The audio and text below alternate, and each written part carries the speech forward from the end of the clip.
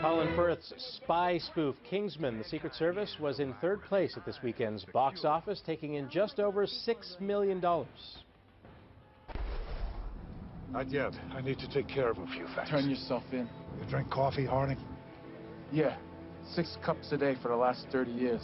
Put in a little extra sugar. It's going to be a long night. Motivation. Run All Night sprints into second spot at the box office. The Liam Neeson-led action flick rounds up just over $11 million. Do clean yourself up. You'll get cinders in our tea. I've got a new name for her. Cinderella. I didn't bear to look so dirty. Oh, dirty Ella. Cinderella. And it's that movie that reigns. The fairy princess tale lives happily ever after, taking in more than $70 million.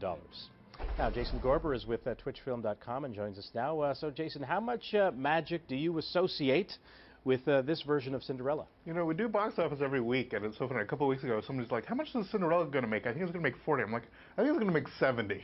And I'm very pleased. I just learned now that it made $70 million. I think Cinderella is really good, but one reason that it's making $70 million, let's be clear, is that Frozen Fever is playing before Cinderella. The short film that's kind of a sort of sequel to Frozen is playing before this. So if that didn't have enough going for it, Disney sort of knocked it out of the park. They're doing something kind of interesting, that they're going back to their classics, their animated classics, and sort of redoing them with live action. I'm not sure we're going to get it with Little Mermaid or Lion King yet, but the fact is that they do a pretty good job at making it live action, not just doing a sort of real people version of the film, but actually bringing in strong performers, strong, beautiful costumes, exquisite design. I mean, it's just Oscar winners all over the place. Kenneth Branagh sort of redoing the things that he did. Not just, a lot of people know him as doing Thor, but of course he did Hamlet. He did all these beautiful Shakespearean films.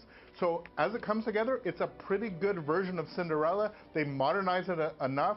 They get rid of some of the darker elements that were never in the cartoon, but certainly in the original story. They used to saw off the back of the ankle so the slipper fit. It's a whole thing. But yeah, so that's not there, but still a little bit darker. And obviously you have somebody like Cate Blanchett, who's exquisite as the wicked stepmom. So it's definitely worth seeing. And look, people will be going to this for weeks, if only for Frozen Fever. Okay, Run All Night with Liam Neeson. How much is his voice in this movie going to scare people? Well, he's so good. Look, Liam Neeson's certainly doing shtick, and I don't begrudge him at all. The problem is when he did Taken 3, it was terrible. You're like, yes, because you told us it got tooken. Yeah, exactly. So Taken 3 was miserable. This is great, actually. This is a lot of fun, and this is absolutely what he can bring to it. The last film that he did with the same director was Die Hard in a Plane. And so this is kind of weird, die-hardy hitman. He's an Irish guy that sort of works for Ed Harris, and then their sons get into a fight. And because the sons get into a fight, the fathers actually have a confrontation. So it's definitely sort of one of these big, broad gangster films, but it plays out pretty well. You even have Oscar winner Common showing up as a hitman with a little sort of eyepiece. Looks kind of like a Borg. It's kind of weird. Look, the film is not amazing, but it's pretty darn good, which is about all we get this time of year when it comes to action films.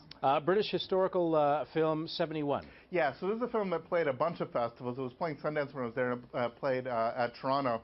This is very good. Jack O'Connell, who a lot of people saw in the Angelina Jolie film over Christmas, did this. It's a beautiful film about the Troubles. It's really exquisitely done. The action's quite good, but the performances are really amazing.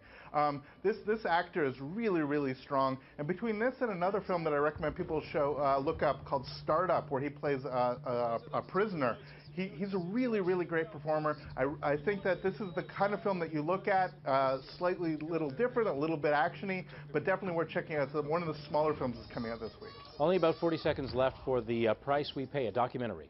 Yeah, this was one of my picks for Canada's Top 10. It's a documentary about offshore economics. It should be boring as heck, but it's great. It's a terrific, terrific doc. One of the great things that we do in this country are documentaries, and this is one of the best. A reminder, we can follow you on Twitter at FilmFest_CA. Jason, thanks very much. Have a great week at the movies. Thanks, Scott.